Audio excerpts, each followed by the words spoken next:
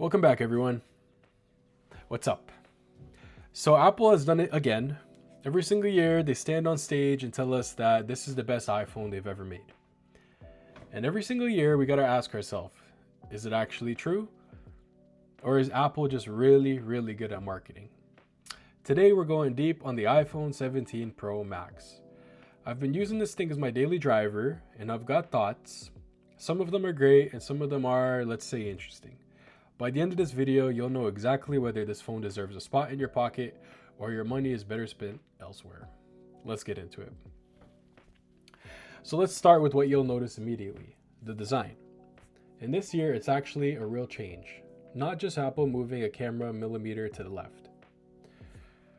The iPhone 17 Max ditches titanium, which replaced stainless steel just 2 years ago, and goes full aluminum.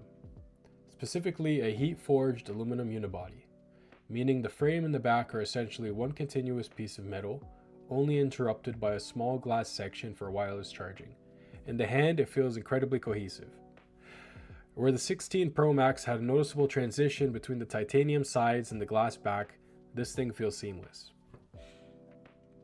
Now the elephant in the room, the camera plateau. That's what Apple's calling it. It's a big raised rectangular section across the top back of the phone, housing the cameras and internal components. And yeah, it's a bold look. It's reminiscent of what Google does with the Pixel bar. You'll either love it or tolerate it. The phone comes in 3 colors, silver, deep blue, and cosmic orange, and I do have to flag something. There have been reports of the anodized color coding chipping and scratching more easily than expected, revealing raw aluminum underneath. So if you're going deep blue or orange, maybe invest in the case. Good news on the front. Ceramic Shield 2 now covers the back as well, offering 4 times better crack resistance, and the new front glass brings 3 times better scratch resistance. So structurally, this is a well-protected phone. Just watch those edges. At 233 grams and 8.8 millimeters thick, it's not light, but it doesn't feel cumbersome either. The vapor chamber built into the unibody does a solid job of dissipating heat, which matters more than people think for sustained performance. So let's talk about the display. The display, as you'd expect from a Pro Max, stunning. You get a 6.9-inch OLED panel at 2868 by 1320 resolution with ProMotion adaptive refresh from 1 Hz all the way up to 120 Hz. Peak outdoor brightness hits 3000 nits, which means even on the brightest days, this screen is completely legible. The dynamic island is still there, and Apple continues to make good use of it for notifications and live activities. It's one of those features that once you use it, you really can't go back. One thing worth noting is that the iPhone 17 Pro Max and the base iPhone 17 now share essentially the same display spec, meaning the standard model finally got ProMotion this year. So display alone is no longer a reason to go Pro. But in terms of overall screen quality, this is still one of the best displays on the market. So performance. Under the hood, we've got the A19 Pro chip, and this thing is an absolute monster. Paired with 12 gigabytes of RAM across all iPhone 17 Pro models, and everything is instantaneous.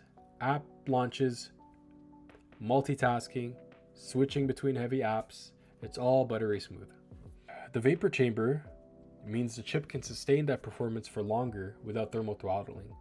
If you're a mobile gamer, content creator, or just someone who absolutely goes hard on their phone with multitasking, you'll notice a difference. Now, in day-to-day use, will you feel that much of a jump from the 16 Pro Max? Honestly, probably not in most tasks. But for gaming, video editing on device, and especially for what's coming down the line with Apple Intelligence, the A19 Pro sets the foundation. Speaking of which, the A19 Pro also brings Wi-Fi 7, Bluetooth 6.0, UWB, and the new Apple-designed N1 networking chip. Connectivity is top tier across the board. So let's talk about the cameras. This is where the real conversation happens. You get 3 48 megapixel cameras this year, main, ultra wide, and telephoto. The last one is a big deal. Apple has upgraded telephoto from a 5-time tetraprism to an 8 times optical zoom with a new higher quality sensor. The result? The smoothest zoom transitions on any iPhone, and optically sharp results all the way out to 8x. In real world scenarios, that zoom quality is genuinely impressive. The main camera continues to be excellent, natural colors, great dynamic range, and reliable performance in low light. The ultra wide is sharper than ever at 48 megapixels, making it genuinely usable for more than just wide shots. On the front, there's a new 18 megapixel center stage camera with a unique square sensor that can rotate your frame without physically rotating the phone.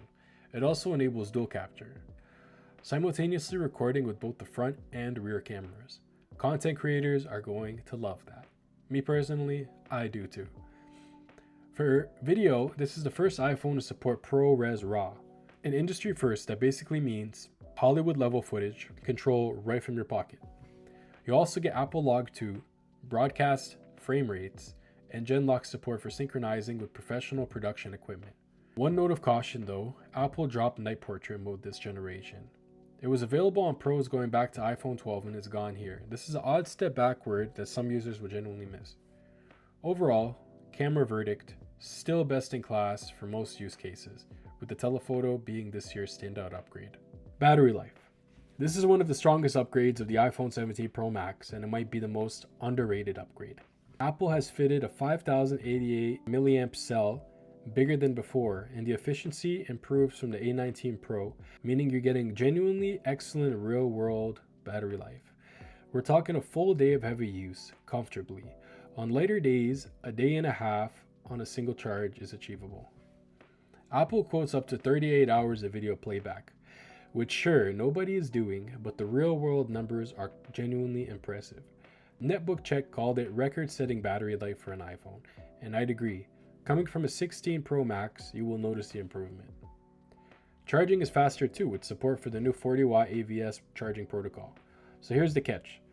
The new charger is sold separately for $39. It doesn't come in the box. It should. That's just Apple being Apple. You also get MagSafe and Qi 2 wireless charging, which means super convenient for everyday top-ups. So let's talk about the software. The iPhone 17 Pro Max ships with iOS 26, and the headline feature is Liquid Glass, a new visual design language that brings a frosted, translucent look to the entire UI. It's the biggest visual overhaul since iOS 7, and opinions are divided. I think it looks refined and modern. Some people find it distracting. After a few weeks, I've settled in and I genuinely like it. Apple Intelligence continues to expand. Image generation, live translation, and smarter Siri integrations are all here. That said, the long-promised major Siri upgrades are still showing up as a big feature. Vague futures rather than present realities.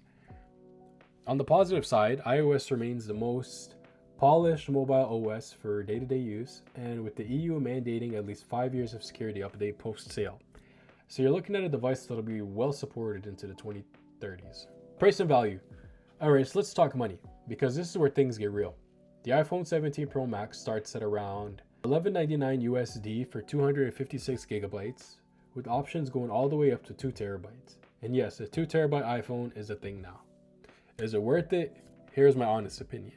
If you're on an iPhone 17 Pro Max or older, yes, genuinely. The camera upgrades, battery life improvement, new design, and performance gains all compound into a meaningful upgrade. You'll feel the differences day to day. If you're on the iPhone 16 Pro Max, it's harder to justify. The performance jump is real, but subtle in daily use. The camera is better, particularly in telephoto. The battery life is noticeably improved, but if you're happy with your 16 Pro Max, nothing here is going to make you feel like you're missing out. If you're on Android, specifically something like the Samsung Galaxy S26 Ultra or a Pixel 10 Pro XL, this competes at the very top of the market. It comes down to ecosystem preference more than outright specs at this point. So, is the iPhone 17 Pro Max actually worth it? For most people asking that question, if you're upgrading from anything 2 years or older, absolutely yes. This is the full package, an all-new design that feels premium and cohesive, the new telephoto zoom on any iPhone, record-setting battery life, class-leading performance, and a software experience that just keeps getting better. It's not a perfect phone. The color coding scratches more easily than you'd hope at this price. Night portrait is gone, but taken as a whole, this is the best iPhone Apple has ever made and one of the smartest and one of the best smartphones, period. If I would give it a rating, I would rate it 9 out of 10. If this video helped you make a decision, drop a like. It genuinely helps my channel. Let me know in the comments, are you upgrading to the iPhone 17 Pro Max or holding out for the 18? So I'll see you in the next one. And don't forget to subscribe.